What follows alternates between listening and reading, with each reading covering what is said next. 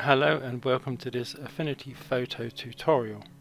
Now recently I was sent a link to this Photoshop tutorial done by the F64 Academy about relighting a photo with the hard mix blend mode.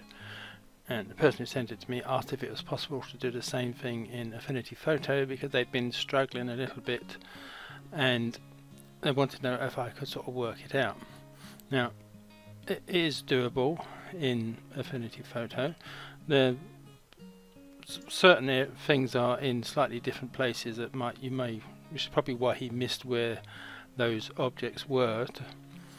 And also, I'm not 100% certain that the hard mix mode works exactly the same in Affinity Photo as it does in Photoshop. I think it pretty much does, but not being an expert in Photoshop or what have you, I really can't explain that. Now I also really can't explain all the science behind the hard mix blend mode and how it does what it does or anything like that. I would really advise you watching this video because he explains it quite well and I assume he understands what he's talking about. And if you click on the show more here, there's also quite a long write-up for explaining what is going on.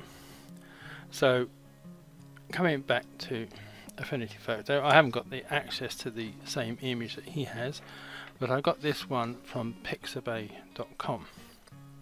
So just a very quick look at the hard mix. Let me just duplicate this, and if I just change this to the hard mix blend mode, as you can see, this is like quite an horrendous look really. I mean, it looks like Jackson Pollock, Salvador Dali and Andy Warhol have all taken turns to paint a brushstroke on the image to make some sort of weird picture. But this is the blend mode that we're going to be looking at, and if I've understood what the chap said in the Photoshop tutorial, it basically just uses 8 colours to sort of represent all the other colours, but I could be wrong in that and misunderstood what he said. So let me just delete that for a second. So what we're going to do is we're going to add a pixel layer to this image. Now if you wanted to sort of darken or lighten an image, traditionally you would go along the dodge and burn route to sort of give you contrast in an image, but this method is that you're making sort of like the brighter areas more colourful and glowing more, if I understand the process correctly, and I freely admit that I'm not necessarily any good at this particular process. I'm just sort of showing this to you in the hope that you will sort of look into it a bit more and maybe understand it better than I do, and people who do Affinity Photo editing far better than me will probably be able to understand it and explain it better than me. I'm just sort of trying to nudge you in the right direction. So we have our blank pixel layer, and what I'm going to do is we're going to select a colour from this area here. Now normally you would sort of just click and hold on this and bring down this and bring down the sort of large magnifying glass to select an area that you want to use, but I think in this case it picks, I really don't know what the size that ratio is that it is selecting. So for this case I'm going to use the color picker tool, and I'm going to have it on 1 times 1. There are various amounts that you can select the color from, but I'm going to have it on 1 times 1, and I'm just going to pick on a light area from the area that we want to select. So that is now the color that is going to be painted. So if I get the paintbrush tool and make sure that is the color that is being painted, I've got the opacity on 100, and I'm going to leave the hardness slightly below 100, but it's only on about 1992. Now I'm not going to change the blend mode at the moment, but I'm just going to paint on this area here, just so you can see sort of what it is we are painting. We are just painting a colour onto the area to be brightened. So once I've got the rough outline, we would then change the blend mode, but you could change the blend mode to start with, but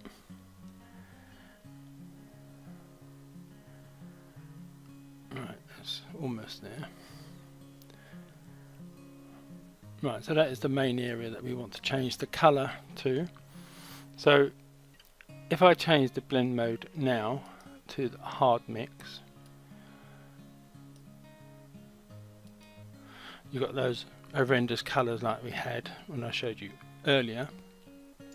Now this is where you would think you would reduce the opacity, but that's not what we are trying to do, because all you're doing is sort of altering the transparency of the pixels. What you need to do is sort of lower the amount, sort of can't really explain this, but lower the amount of pixels. The only way I can think of explaining it is if, like, looking at the swatches for the greys, you've got black is obviously 100% black, and you can come down to 5% black. So you're not reducing the opacity, you're reducing the amount of pixels of that colour. And obviously this would go down to white, but in this case, if we want to reduce from 100% of the colour down to a much lower amount. Now, what you need to do that is reduce the fill opacity. Now this is where I think the person who sent me the link was struggling to find where the fill opacity was, because it's not in an obvious place. Can't be seen sort of easily, but what you have to do is come to the FX icon and click on that, and the fill opacity is here. So in the Photoshop tutorial it reduces it down to 15%, which I found to be still slightly too high for my personal taste, so I went down to 10%. And if I now close that, as you can see, normally if you use the effects panel and use an effect, you get a little FX icon here, but because you haven't actually used an FX, you've only changed the opacity, it hasn't put the icon here. So quite why this is in the FX panel, the layer opacity, fill opacity, I really don't know. But so if I turn that now on and off, hopefully you can see that that area there is looking more colourful, glowing more, brighter, whatever word you want to use to describe that. So you could then continue to paint over other areas and make them glow a bit more and brighter. I mean, it probably make the darker areas a little bit darker and the brighter areas, again, like I said, I really don't understand all the sort of science behind it all. So if I just go over that area and a bit over there and a bit down there, if I turn that on and off, hopefully you can see sort of like that area and this area here, they are glowing more brighter, and whatever word you want to use to describe that. And if I turn off the background image, hopefully you can just about see where we've painted. But if I turn the fill opacity back up to 100, that is basically what we've painted in the hard mix mode. So we put this back down to 10%.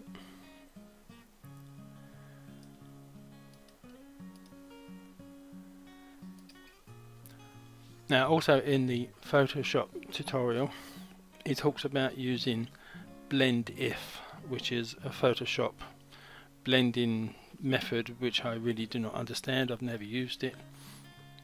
I do know that in Affinity Photo you can blend a bit like blend if, because I've seen sort of videos about it. And if you come to this cog up here, click on that, obviously you've got to have this layer highlighted, you get the blend options.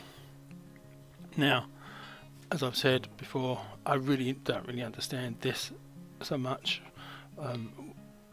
I sort of understand the principles of it, but whether I should be altering the left panel or the right panel and how I alter it, I mean, as you can see, if I'm moving this around, this area here is being affected.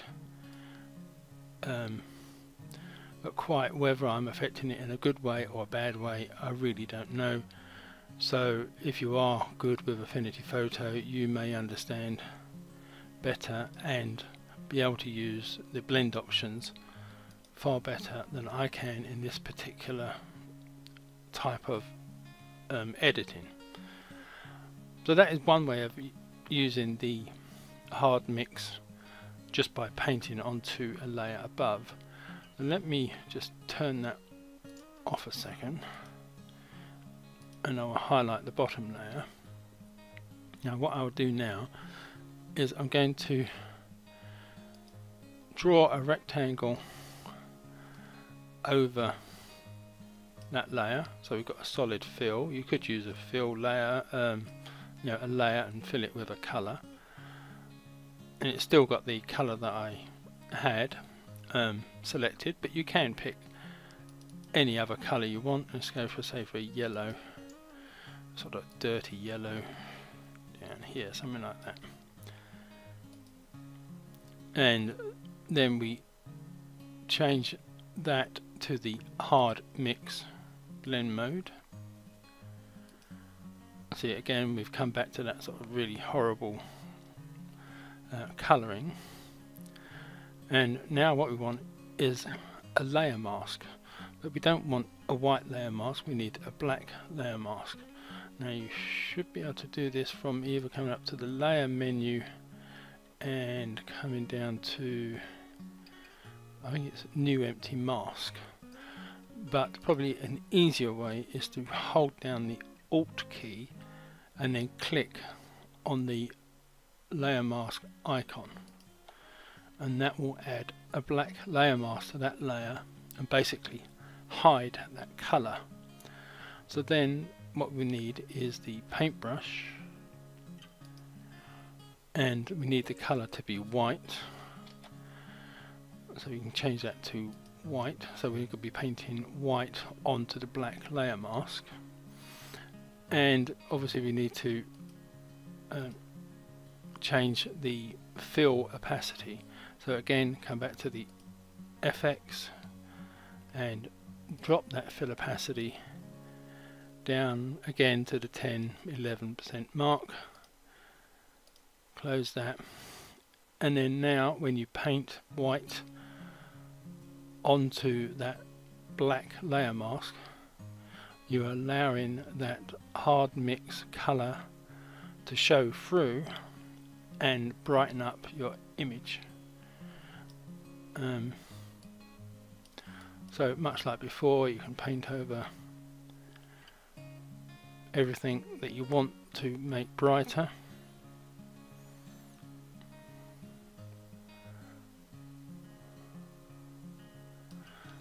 Let's give it a bit down there as well. Obviously you could do this in sort of better by changing the hardness of the brush or the opacity of brush and just make it a subtler look. I'm just doing this quickly just to demonstrate. So if I now turn that layer off and on, you can see where I've made this area brighter or glowing more than it was originally.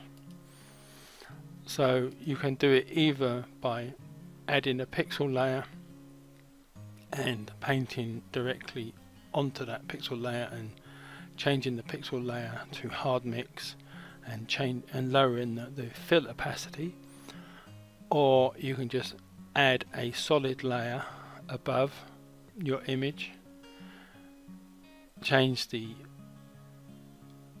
blend mode to hard mix, lower the opacity of the fill opacity, and add a black layer mask, and then paint white onto that layer mask the areas you want to brighten up. Now hopefully I've described this and demonstrated this in a way that's understandable, but I would really advise you to look at the F64 Academy's tutorial, because he will explain it far better than I can. But it can be done in Affinity Photo. You just need to look for the fill opacity option, which is found here. Now it might be found elsewhere in the layers up here, but the most obvious place to find it is in the effects panel. So hopefully that will answer any questions, and thank you for watching, and goodbye.